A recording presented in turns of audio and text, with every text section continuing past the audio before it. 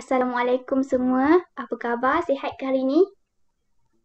Waalaikumsalam cikgu. Alhamdulillah Assalamualaikum cikgu. sihat. Sehat. Cikgu sehat? Sihat, Alhamdulillah. Kamu semua dah makan ke? Dah. Raya. Dah, Alhamdulillah. Okey. Hari ni kita akan belajar topik baru. Jadi, cikgu nak kamu semua tengok video ni dulu. Ricky mencapai gitar dan bermain dengan gitar itu. Dia memerhatikan bahawa apabila dia memetik tali gitar, tali itu bergetar dan menghasilkan bunyi. Jika dia memetik tali itu dengan perlahan, getaran adalah kecil dan bunyi adalah perlahan. Jika dia memetik tali itu dengan kuat, getaran adalah besar dan bunyi adalah kuat. Dia juga memerhatikan bahawa tali yang berbeza menghasilkan bunyi yang berbeza kelangsingan. Tali yang lebih kasar bergetar lebih perlahan dan menghasilkan bunyi dengan kelangsingan yang lebih rendah. Tali yang lebih halus bergetar lebih pantas dan menghasilkan bunyi dengan kelangsingan yang lebih tinggi. Tadi kamu dah tengok kan video? Sekarang cikgu nak tanya. Berdasarkan video tadi, kita nak belajar tajuk apa hari ni? Bunyi. Bunyi.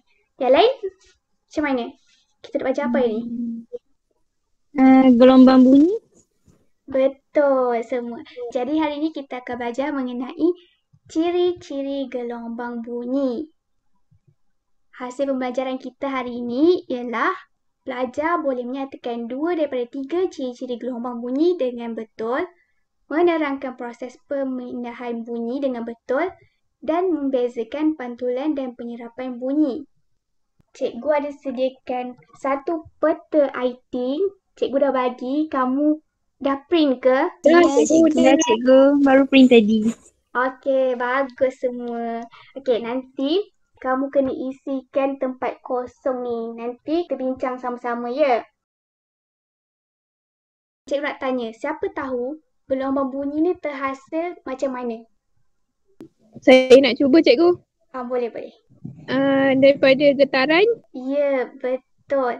Bunyi merupakan satu bentuk tenaga yang dihasilkan oleh getaran. Tadi kan kita tengok budak tadi tu petik gitar. Bila petik gitar akan ada getaran. Getaran itu yang akan menghasilkan bunyi. Ciri-ciri gelombang bunyi. Ada sesiapa tahu ciri-ciri gelombang bunyi ada berapa? Siapa tahu? Ke tak tahu? Bunyi boleh dipantul. Betul tak? Betul. Boleh diserap. Itu salah satu. Yang lain tahu tak? Tak tahu cikgu. Okey, tak tahu tak apa. Cikgu akan bagi tahu. Yang pertama, ciri-ciri gelombang bunyi ialah memerlukan medium untuk perambatan. Yang kedua, kelajuan berbeza dalam medium yang berbeza. Yang ketiga, bunyi boleh dipantul dan diserap. Pemindahan bunyi. Kita akan tengok daripada segi medium. Berapa medium yang kita ada? 3. Apa itu?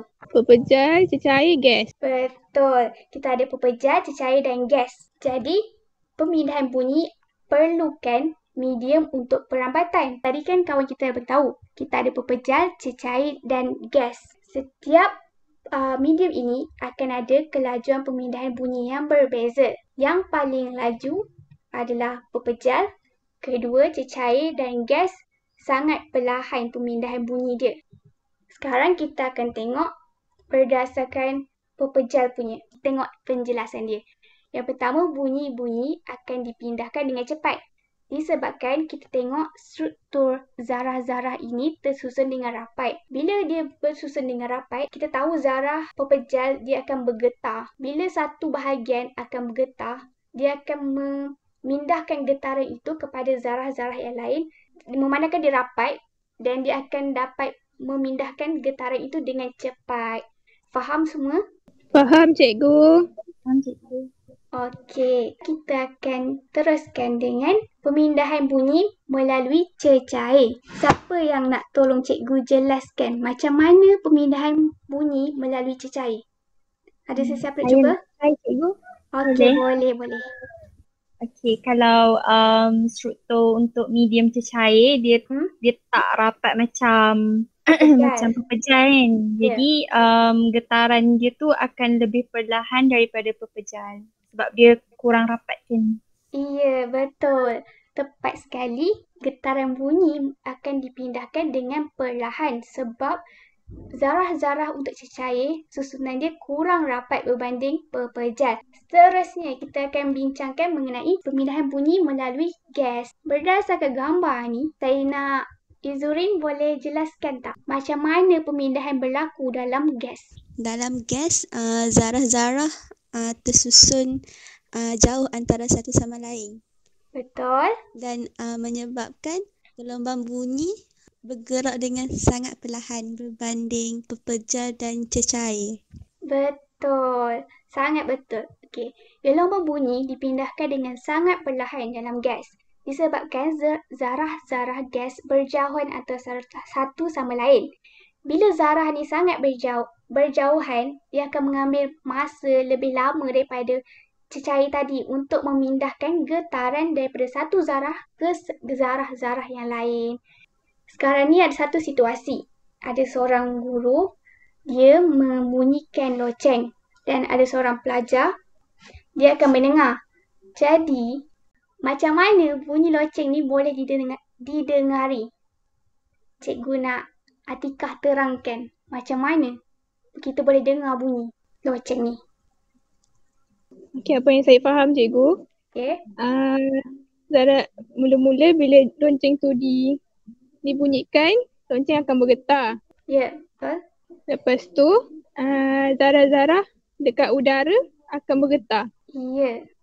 dan berlanggar antara satu sama lain. Okey. Ada yang betul, ada yang cikgu nak betulkan sikit. Ini ada penerangan dia. Yang pertama, kita mesti tahu bunyi ni dipindahkan melalui medium apa. Sekarang ni kita tengok ni medium gas sebab kita tak nampak ada halangan ataupun apa-apa kan. Jadi, bila loceng dibunyikan, permukaan loceng tu akan bergetar. Bila bergetar, dekat sekeliling loceng tu akan ada zarah-zarah udara. Zarah-zarah udara ni pun akan bergetar sekali. Bila dia bergetar, dia akan memindahkan satu zarah akan memindahkan kepada zarah-zarah yang lain. Bila zarah-zarah lain terkena getaran juga, ia akan menghasilkan satu gelombang. Gelombang inilah yang akan sampai ke kita, sampai ke budak itu dan bunyi loceng akan terhasil menyebabkan pelajar tu boleh dengar, budak tu boleh dengar. Faham tak semua? Faham. Kita akan menggunakan konsep tadi. Yang pertama kita mesti tahu, nak jawab soalan ni kita mesti tahu medium yang digunakan. Bila kita dah tahu medium, kita akan tahu susunan medium tersebut. Berdasarkan susunan medium, kita akan tahu kelajuan pemindahan bunyi tu bagaimana. Sekarang cikgu akan tunjukkan macam mana gelombang bunyi tu bergerak. Kita ada banyak zarah-zarah. Dan semua zarah-zarah ni akan bergetar. Sekarang ni akan ada satu bunyi. Dan kita dapat lihat kat sini, zarah-zarah ni bergetar dan akan menghantar getaran itu kepada zarah-zarah yang lain. Ini dalam bentuk zarah. Sekarang kita akan tengok dalam bentuk gelombang. Dia akan jadi macam ni. Sekarang cikgu akan tunjuk kedua-dua sekali. Kita akan nampak zarah-zarah ni bergetar. Bila dia bergetar, dia akan hantar getaran kepada zarah-zarah lain dan dia akan membentuk gelombang. Gelombang inilah akan dirambat dan dalam setiap medium dan akan sampai kepada pendengar. Jadi yang seterusnya kita akan sambung balik, iaitu kita akan belajar mengenai pantulan dan penyerapan bunyi. Bila bunyi terkena pada satu permukaan objek, dia boleh dipantul dan diserap. Ini adalah pantulan bunyi dan penyerapan bunyi. Pantulan bunyi, kita kena ingat permukaan yang keras dan licin. Dia akan pantulkan bunyi. Sebagai contoh, kita ada dinding dan jubin mama. Yang kedua, penyerapan bunyi. Permukaan yang lembut dan kasar sebagai contoh permaidani dan lansir. Siapa boleh bagi cikgu contoh objek yang boleh pantul dan serapkan bunyi. Okey, kita tanya contoh untuk pantulan dulu. Apa benda objek yang sekeliling kamu yang keras dan licin? Kalau cermin cikgu, Ya, boleh ke? cermin salah satu. Ada sesiapa lagi nak tambah? Meja. Meja pun boleh sebab dia keras kan. Kaca. Ini semua akan memantulkan bunyi. Pantulan bunyi ni biasanya terjadi bila kita dekat rumah yang kosong. Bila kita kat rumah kosong, apa yang jadi bila kita bercakap? Bergema. Bergema. Ya, bergema. Sebabnya selalunya rumah kosong ni akan ada dinding dan jubir marmar sahaja kan. Sebab itulah bila kita bercakap, bunyi dia akan bergema. Samalah macam kita dalam gua. Okey, siapa boleh bagi cikgu contoh objek yang serap bunyi? Objek yang lembut dan kasar. Bantal peluk. Bantal betul sebab dia lembut. Kita boleh bantal, sofa ataupun softboard. Tahu tak softboard? Yang papan lembut tu yang kita letak dekat dinding akan menyerap bunyi. Perasan tak bila kita rumah kosong tadi kan? Bila rumah kosong, kita dah hias dengan perabot. Kita letak sofa, kita letak lansir. Nanti bunyi gema tu dah tak ada kan? Sebab bunyi-bunyi tu akan diserap oleh objek-objek yang kita dah letak tu. Faham semua? Faham cikgu. Faham, cikgu. Alright. Cikgu nak tanya boleh? Boleh. Kalau dekat, saya ada tengok cerita Rock O tu kan, masa dia menyanyi dekat studio tu, dia letak kotak telur dekat dinding studio dia tu untuk apa cikgu? Oh, tu soalan yang bagus. Nanti kita akan main quiz. Dalam quiz tu pun ada soalan tu. Okey, iaitu kotak telur tu kan kita tahu dia punya struktur kan tak rata kan. Ada yang macam ke dalam sikit, ada yang atas sikit. Itu tujuan untuk studio kita nak suara yang dihasilkan tu, bunyi yang dihasilkan tu berkualiti. Bila kita nak berkualiti, kita tak naklah suara yang kita keluarkan tu akan pantul balik kepada kita. Bila kan kita kena ada permukaan yang lembut dan kasar. Benda karton telur tu, dia lembut dan permukaannya sedikit kasar. Dia akan serap bunyi supaya bunyi tu tak terpantul balik dekat penyanyi tu. Faham tak? Jadi suara akan lebih berkualiti lah. Okey cikgu. Faham. Bunyi merupakan tenaga yang dihasilkan oleh, betul ya, jawapan ialah getaran. Berikut merupakan ciri-ciri gelombang bunyi kecuali, okey, betul. Bunyi boleh merambat dalam keadaan vacuum. Seterusnya kita akan tengok soalan yang ketiga. Bunyi tidak boleh merambat melalui apa? Batu, gas hidrogen, minyak masak, vacuum. Betul, jawapannya vacuum. Kita tengok soalan yang keempat. Betul atau salah? Bunyi dipindahkan dengan cepat dalam cecair berbanding gas. Betul atau salah? Okey, satu jawab betul, satu lagi jawab salah. Jawapannya ialah cecair lebih cepat daripada gas. Jawapannya betul. Sebabnya cecair kurang rapat. Gas susunan dia. Gas pula sangat berjauhan. Bila berjauhan, dia akan jadi lambat, sangat perlahan ya. Permukaan yang keras dan memantulkan bunyi, manakala permukaan yang lembut dan tempat kosong menyerap bunyi. Tadi kita tengok kan apa perbezaan dia? Bagus semua. Permukaan yang keras dan licin memantulkan bunyi, lembut dan kasar akan menyerap bunyi. Betul atau salah? Angkasawan di angkasa lepas boleh mendengar bunyi dengan lebih jelas berbanding dengan bumi. Betul atau salah? Jawapannya adalah salah. Sebabnya dekat angkasa lepas tak ada medium. Ialah vacuum, jadi bunyi kurang dapat didengari daripada bumi. Dinding pawagam biasanya dilapisi dengan, dan apa fungsi lapisan tersebut? Betul semua. Kita memerlukan papan lembut yang nipis sebab kita nak serap bunyi dengan baik supaya bunyi tu tak adalah memantul ke arah kita balik. Nanti kita tak syok lah tengok movie kan. Kapal menggunakan sonar untuk mengesan objek dalam laut dan menentukan kedalaman. Bagaimana ia berfungsi? Jawapan yang betul adalah gelombang bunyi dari peralatan sonar akan dipantul oleh objek dalam laut. Sebagai contoh, bila kita nak ukur kedalaman laut, dasar laut akan memantul balik gelombang yang dikeluarkan oleh sonar. Jadi dia akan dapat detect lah apa kedalaman laut. Sekarang kita akan tengok soalan yang terakhir. Anda perlu mereka bentuk sebuah studio muzik. Antara berikut yang manakah akan mengurangkan kualiti bunyi? Ya, betul. Jadi untuk menghasilkan bunyi yang baik, macam soalan Atikah tadi, kita akan menggunakan papan yang lembut, lansir yang tebal dan dinding yang dengan reka bentuk kartun telur. Itu sahaja. Sekarang kita akan tengok siapa pemenangnya. Yang ketiga Atikah, tak apa, masalah internet. Yang kedua Sasha Zurin. Dan yang pertama Mina. Tahniah semua. Nanti boleh claim hadiah dengan cikgu.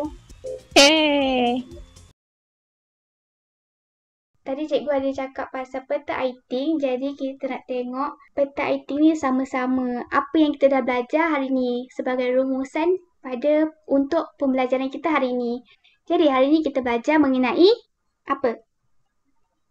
Ciri-ciri gelombang bunyi. Ya, betul. Ciri-ciri yang pertama ialah kita memerlukan medium. Apa medium yang kita perlukan? 3 medium. Pertama, Pepejal.